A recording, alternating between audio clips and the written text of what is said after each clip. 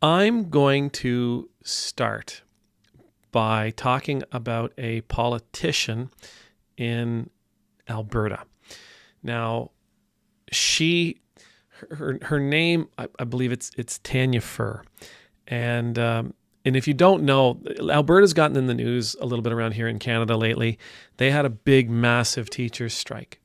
And when the teachers went on strike, the province eventually, in order to rectify the situation, they brought forth back to work legislation.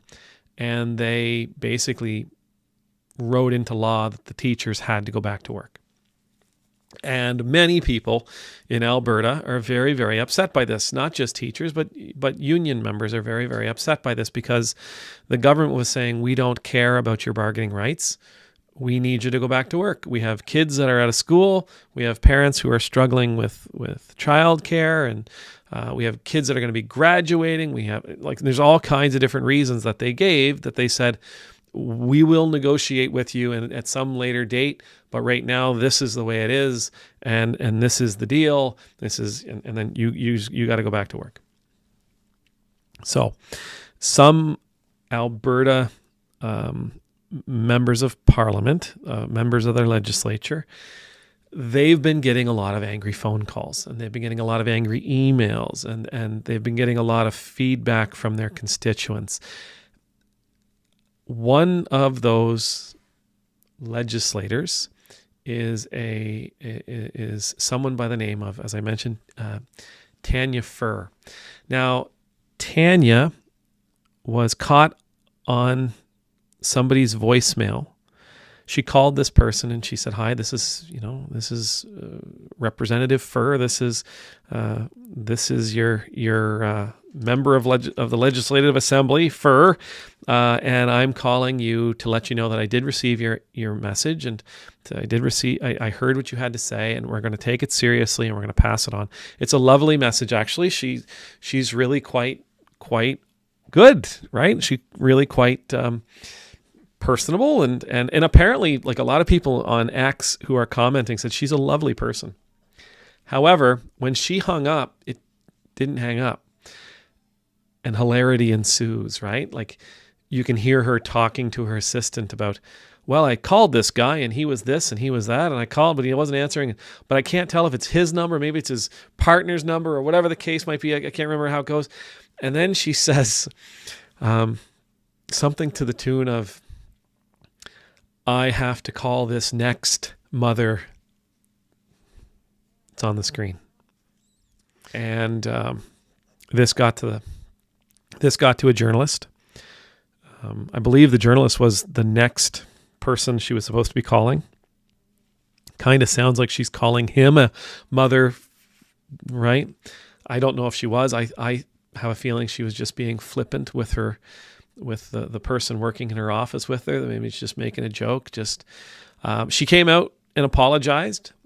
It wasn't a great apology. She kind of blames, I shouldn't have said it, she says, but I used a word that I have been called many times over the last couple of weeks because of this strike and because of people's feelings about it. Anyhow, that isn't the part that I want to talk about. I'm not going to talk about cursing, and I'm not going to talk about treating people with respect.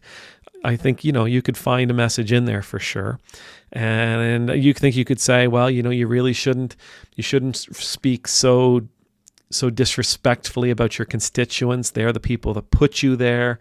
There's lots to be had. What it is that she said that I really wanted to touch on is it's found in that, the secret, the mysterious conversation she's having with her assistant or with her staff, that she didn't mean to be recorded.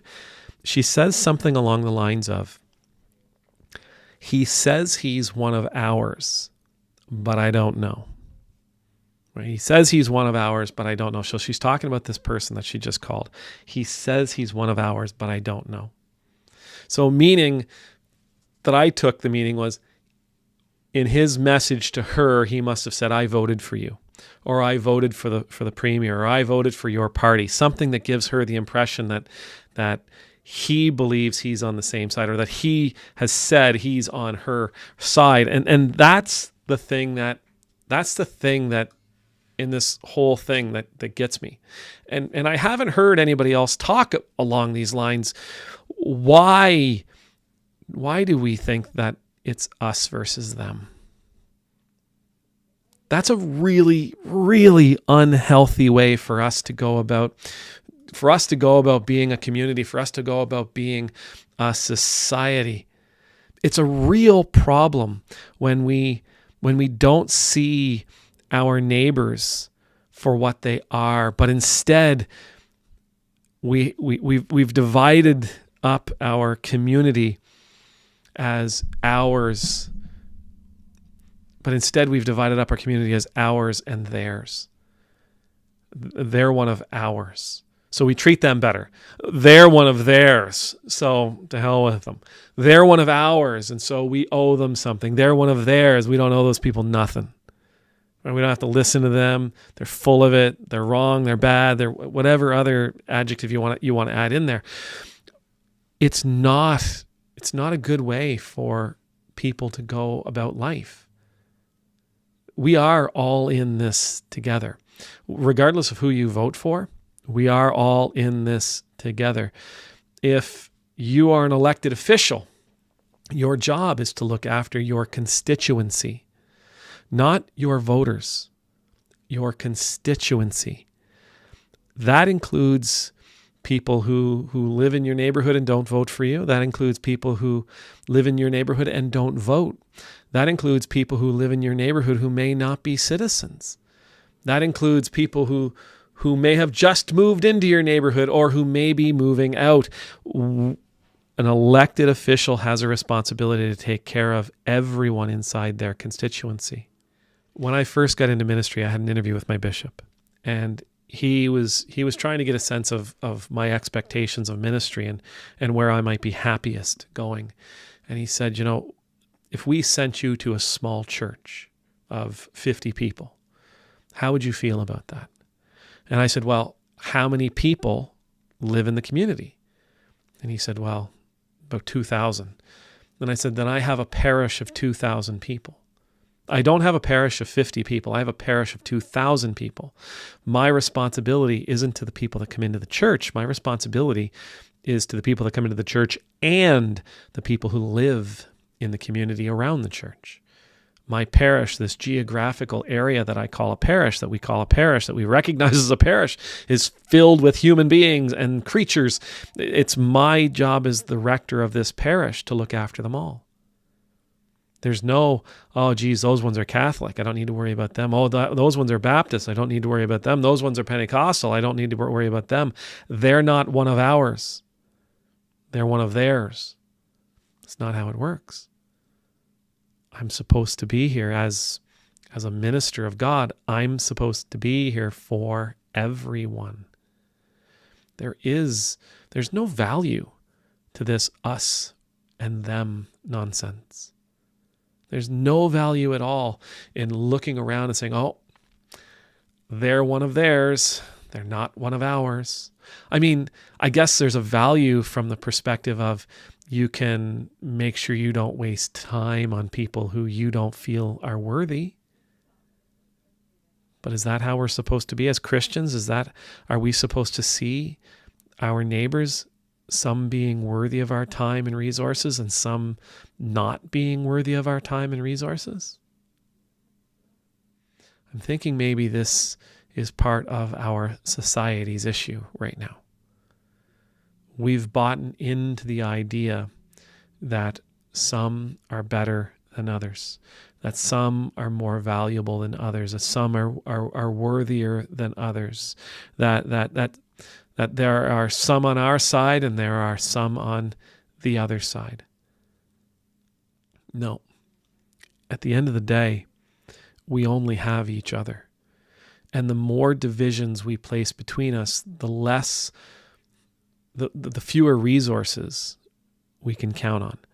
The fewer opportunities there are for us to help. The fewer opportunities there are for us, for our communities to grow abundant and to prosper. The more division there is, the worse off we are. I'm reminded again of Julius Caesar. when he conquered Gaul. He coined those famous words, divide and conquer. We're divided. Someone, some ideology, some thought tank, whatever. We've been divided. Somebody, somewhere, they have divided us. Why? It's because divided, we're not as strong as we are when we're united. Divided, we can be conquered. Divided, we can be tread underfoot. Divided, we can be destroyed. Divided, we can be oppressed, subjugated. The best thing we could do would be to stop seeing one another as belonging to us or belonging to them. They are one of ours or they are one of theirs. The best thing that we can do is to begin seeing your neighbor as your neighbor, period. All people are your neighbor. The best, the healthiest thing we can do for our communities is for us to begin living that way. Because my sense is if we can begin living that way, then we can actually push back against this conqueror that seems to want to keep us at one another's throats, or at least keep us from being there for one another. Amen.